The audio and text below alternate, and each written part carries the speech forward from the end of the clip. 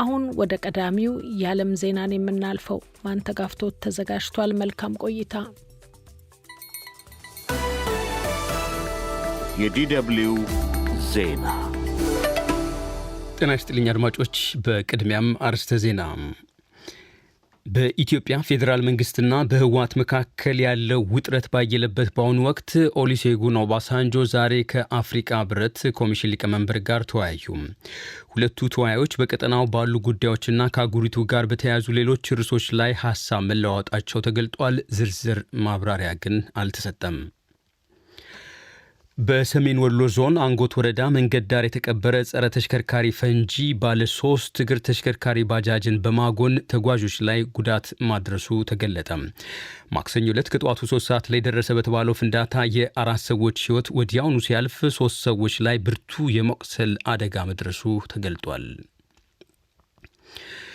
የኢትዮጵያ ብሔራዊ ባንክ የዶላር እጥረት ክፍተቱን ለመድፈል በሚል ልዩ የ500 ሚሊዮን ዶላር ጨረታ ማቅረቡ ተገለጠ።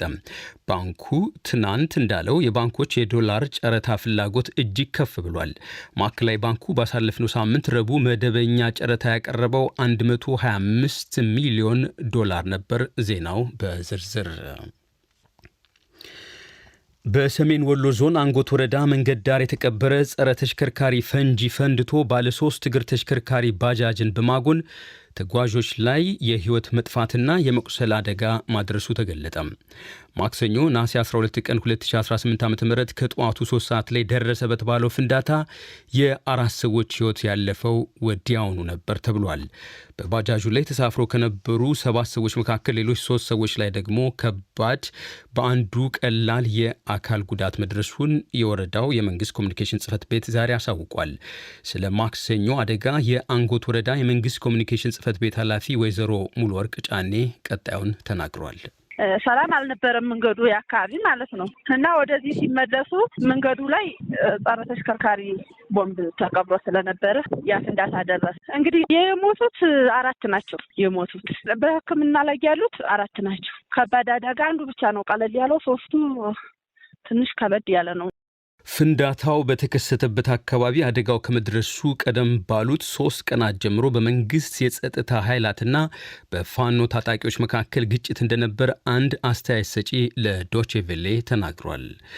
ረዘም ላለ ጊዜ ቆየ በተባለው ጦርነትም አስተያየት ሰጪው መናገራቸውን ኢሳያስ ገላዊ ላክልን ዘገባ ይጠቁማል። በዜና መጽሔት ዝርዝር ዘገባ ይኖረናል። በኢትዮጵያ ፌዴራል መንግስትና በህወሓት መካከል ያለው ውጥረት ባየለበት በአሁኑ ወቅት ኦሉሴጉን ኦባሳንጆ ዛሬ ከአፍሪካ ህብረት ኮሚሽን ሊቀመንበር ጋር ተወያዩ። የአፍሪካ ህብረት ለአፍሪካ ቀንድ ሰላምና መረጋጋት የሚያደርገውን ጥረት እንዲደግፉ በቅርቡ በድጋሚ የተሾሙት የቀድሞ የናይጄሪያ ፕሬዝዳንት ኦሉሴጉን ኦባሳንጆ ዛሬ ከህብረቱ ኮሚሽን ሊቀመንበር መሐሙድ አሊ ዩሱፍ ጋር በጽህፈት ቤታቸው ተገናኝተው የተወያዩት አዲስ አበባ ውስጥ ነው። የአፍሪካ ህብረት ውይይቱን አስመልክቶ ባወጣው አጭር መግለጫም ሁለቱ ተወያዮች በቀጠናው ባሉ ጉዳዮችና ከአህጉሪቱ ጋር በተያያዙ ሌሎች ርዕሶች ላይ ሀሳብ መለዋወጣቸውን አሳውቋል። ዝርዝር ማብራሪያ ግን አልሰጠም። ኦባሳንጆ ባለፈው ግንቦት በድጋሚ ከተሰጣቸው ኃላፊነት ዋነኛ ተግባራቸው በሰሜን ኢትዮጵያ ከቀጠለው ውጥረት ጋር የተገናኘ መሆኑን የጸጥታ ተንታኞች ተናግሯል። ባለፈው ሰኔ ወር ወደ መቀለ የተጓዙት ኦባሳንጆ ከክልሉ መሪዎች ጋር ውይይት ማድረጋቸውን አሳውቋል። ውጥረቱ ግን ከጉብኝቱ በኋላም ተባብሶ ቀጥሏል። በእንግሊዝኛው ምህጻረ ቃል IAS ተብሎ በሚጠራው የጸጥታ ጥናት ተቋም ከፍተኛ ተመራማሪ የሆኑት ሞዝስ ኦኬሎ ለዶቼ ቬሌ እንዳሉት የአሁኑ የኦባሳንጆ ኃላፊነት ቀደም ሲል ከነበረውም የበለጠ ጥረት ይጠይቃል። It's going to require that Obasanjo approaches this file with a lot more tact. ይህ ጉዳይ ኦባሳንጆን ከዚህ ቀደም ካደረጉት በበለጠ ብልሃትና የበለጠ ስልታዊ አካሄድ መያዝ ይጠይቃቸዋል። ሁለቱ ወገኖች በድርድሩ መጨረሻ ሊያሳኩት የሚፈልጉት ነጥብ ምን እንደሆነ መለየት ይኖርባቸዋል እና የመቀሌው ፋይል ፈተና የሚሆን ይመስለኛል። It's going to be a challenge. ዶቼ ቬሌ የአፍሪቃ ህብረትና ልዩ መልእክተኛው ኦሉሴጉን ኦባሳንጆ ውጥረቱን ለማርገብ እያደረጉ ያሉትን ጥረት በተመለከተ ተጨማሪ ማብራሪያ ለማግኘት ያቀረበው ጥያቄ ለጊዜው ምላሽ አላገኘም። ዜናውን የላክልን የአዲስ አበባ ወኪላችን እስክንድር ፍሬው ነው። የኢትዮጵያ ብሔራዊ ባንክ የዶላር እጥረት ክፍተቱን ለመድፈን በሚል ልዩ የ500 ሚሊዮን ዶላር ጨረታ ማቅረቡ ተገለጠ። አንድ የገንዘብ አስተዳደር ባለሙያ መሰል ድንገተኛ ጨረታ የሚወጣው የውጭ ምንዛሪ እጥረት ሲከሰት አሊያም በትይዩ ገበያ ምንዛሪው ከፍ ብሎ ሲነቃቃ እንደሆነ ግምታቸውን ለዶቼ ቬሌ ተናግሯል። ባንኩ ትናንት ሐሙስ ነሐሴ 14 ቀን 2018 ዓ.ም ይህን ከፍተኛ የዶላር ጨረታ ለባንኮች ከማከፋፈሉ በፊት ባሳለፍነው ሳምንት ረቡዕ ለመደበኛ ጨረታ ያቀረበው 125 ሚሊዮን ዶላር ነበር።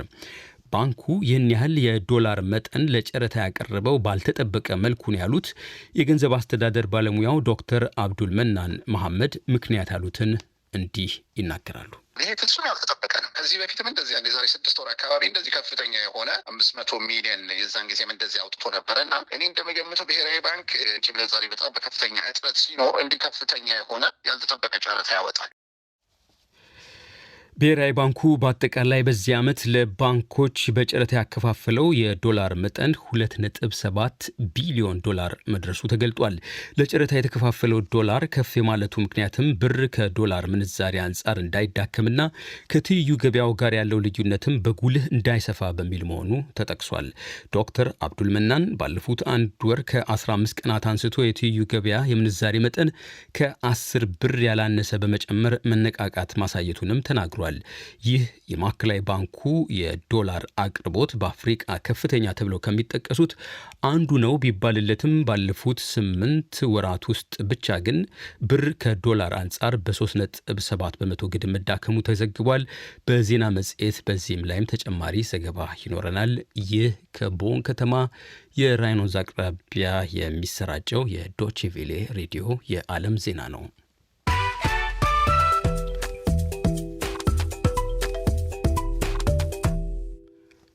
በኮንጎ ዲሞክራሲያዊ ሪፐብሊክ ዳግም ከተቀሰቀሰ 100ኛ ቀኑን ላስቆጠረው ገዳዩ የኢቦላ ተዋሲ ፈጣንና ይበልጥ የተቀላጠፈ ምላሽ ያሻል ተባለም።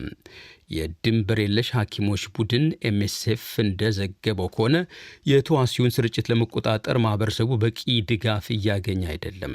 የዘንድሮ የኢቦላ ስርጭት በአገሪቱ ታሪክ እጅግ ከፍተኛውና ይበልጥ ገዳዩ መሆኑንም ቡድኑ ጠቅሷል። ካለፉት ሳምንታት አንስቶ በተዋሲው የተነሳ በየሰዓቱ አንድ ሰው እየሞተ ነው ሲልም ፈጣን ምላሽ እንደሚያስፈልግ አስጠንቅቋል። ወረርሽኙ እየተስፋፋ መሆኑን የድንበር የለሽ ሐኪሞች ቡድን ዓለም አቀፍ ፕሬዝዳንት ዶክተር ዳቪድ አብዱል ሞይናም ገልጧል። ለወረርሽኙ የሚሰጠው ምላሹም ሊያቆመው በማይችል መልኩ በፍጥነት እየተሰራጨ ነው ሲሉም አክሏል። የማገገሚያ ማዕከላት ሕይወት ለመታደግ ወሳኝ መሆናቸውን የጠቀሱት ኃላፊው ለታመሙ ሰዎችና ቤተሰቦቻቸው አስተማማኝ ማገገሚያ ስፍራዎች ያስፈልጋሉ ብሏል። ድጋፍ አስፈላጊነት ብሎም ሕክምና ፍለጋ ጤና ጣቢያዎች ለመጡ ሰዎች በተዋሲው እንዳይጋለጡ ጥንቃቄ ማድረጉ ላይም አስምረውበታል። ኮንጎ ውስጥ ዳግም የተቀሰቀሰው የኢቦላ ተዋሲ እስካሁን ድረስ ከ5000 በላይ ሰዎች ላይ ሲገኝ ከ2400 በላይ ሰዎች ሞተዋል። ከአጠቃላይ ግማሽ ያሉ የሞቱት ባለፉት 20 ቀናት ውስጥ መሆኑን ደግሞ የተባበሩት መንግስታት ድርጅት አሳውቋል።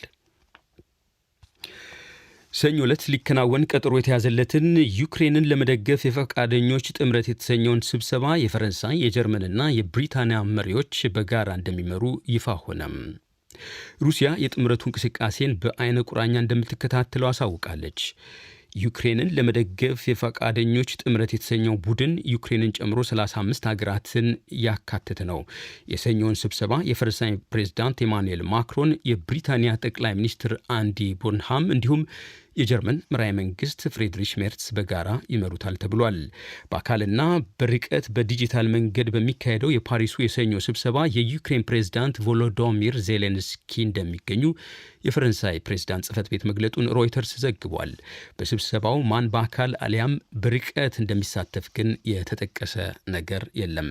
የሩሲያ ፕሬዝዳንት ጽህፈት ቤት በበኩሉ ከክሬምሊን በሰጠው መግለጫ የጥምረቱን ስብሰባ በቅርበት እንደሚከታተል አሳውቋል።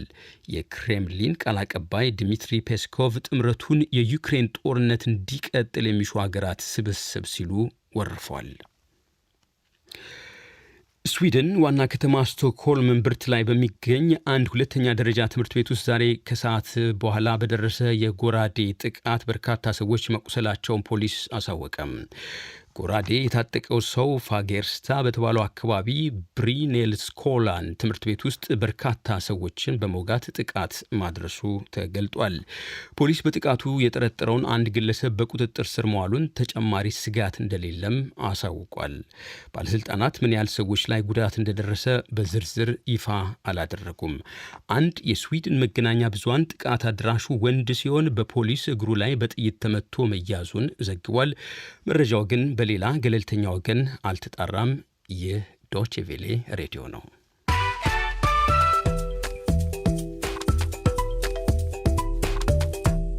አድማጮች ዜናውን ለማጠናቀቅ አርዕስተ ዜናውን በድጋሚ እናሰማለን። በኢትዮጵያ ፌዴራል መንግስትና በህወሓት መካከል ያለው ውጥረት ባየለበት በአሁኑ ወቅት ኦሉሴጉን ኦባሳንጆ ዛሬ ከአፍሪካ ህብረት ኮሚሽን ሊቀመንበር ጋር ተወያዩ። ሁለቱ ተወያዮች በቀጠናው ባሉ ጉዳዮችና ከአህጉሪቱ ጋር በተያያዙ ሌሎች ርዕሶች ላይ ሀሳብ መለዋወጣቸው ተገልጧል። ዝርዝር ማብራሪያ ግን አልተሰጠም። በሰሜን ወሎ ዞን አንጎት ወረዳ መንገድ ዳር የተቀበረ ጸረ ተሽከርካሪ ፈንጂ ባለ 3 እግር ተሽከርካሪ ባጃጅን በማጎን ተጓዦች ጉዳት ማድረሱ ተገለጠ። ማክሰኞ ዕለት ከጠዋቱ 3 ሰዓት ላይ ደረሰ በተባለው ፍንዳታ የ4 ሰዎች ህይወት ወዲያውኑ ሲያልፍ 3 ሰዎች ላይ ብርቱ፣ አንድ ላይ ደግሞ የመቁሰል ቀላል አደጋ መድረሱ ተገልጧል። የኢትዮጵያ ብሔራዊ ባንክ የዶላር እጥረት ክፍተትን ለመድፈን በሚል ልዩ የ500 ሚሊዮን ዶላር ጨረታ ማቅረቡ ተገለጠ። ባንኩ ትናንት ሐሙስ ነሐሴ 14 ቀን 2018 ዓ.ም እንዳለው የባንኮች የዶላር ጨረታ ፍላጎት እጅግ ከፍ ብሏል። ማዕከላዊ ባንኩ ባሳለፍነው ሳምንት ረቡዕ በመደበኛ ጨረታው ያቀረበው 125 ሚሊዮን ዶላር ነበር። ዜናው በዚሁ አበቃ። መልካም ጊዜ። ጤና ይስጥልኝ። ለዜናው ጥንቅር ማንተጋፍቶትን እናመሰግናለን።